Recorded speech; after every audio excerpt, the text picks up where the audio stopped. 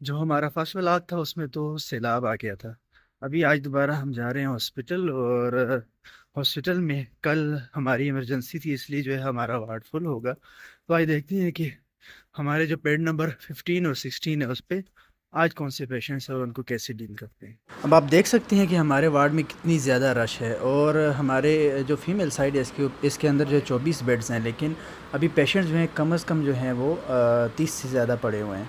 जब रेस्ट करना होता है तो थोड़ी देर यहाँ पर आके बैठ जाता हूँ। आप व्यू देख सकते हैं।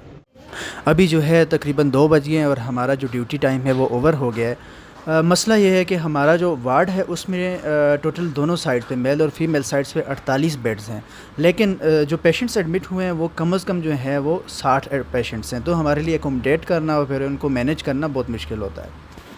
नॉर्मली मेरे जो हैं वो 2 बेड्स होते हैं, लेकिन आज जो है वो 3 थे, उस वजह से कि कल की इमरजेंसी ड्यूटी बहुत ज़्यादा हैवी थी और बहुत ज़्यादा एडमिशन्स हो गए थे। तो उसकी वजह से मेरे जो थे वो आज 3 पेशेंट्स थे, उनमें से जो एक था उसका हेमोरेजिक सीवियर था, यानी उसका जो दिमाग में ब्लीडिंग हो गई थी, उसकी वजह से उसको स्ट्रोक हुआ था, जिसको हम हेमोरेजिक स्ट्रोक कहते हैं।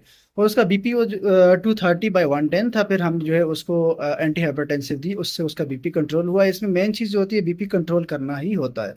बाकी न्यूरो सर्जरी वाले कुछ इंटरवेंशन करें तो ठीक, लेकिन मोस्टली वो नहीं करते हैं। और दूसरा जो पेशेंट था हमारे पास वो शॉक में था, और शॉक की वजह थी उसका जो था डायरिया की एपिसोड्स हुई थी, उस वजह से वो शॉक में चला गया था। उसको हमने रिहाइड्रेट किया है, उसकी वजह से उसका जो बीपी है वो अभी नॉर्मल हो गया है। और जो तीसरा पेशेंट है वो इस्कीमिक स्ट्रोक वाला पेशेंट है, और साथ में जो है उसको इस्कीमिक हार्ट डिजीज भी थी। उसको एट्रियल फिब्रिलेशन हुआ, जिसकी वजह से दिल के अंदर से क्लॉट जो है ऊपर दिमाग में चला जाता है, और उसकी वजह से उसको स्ट्रोक डेवलप हुआ।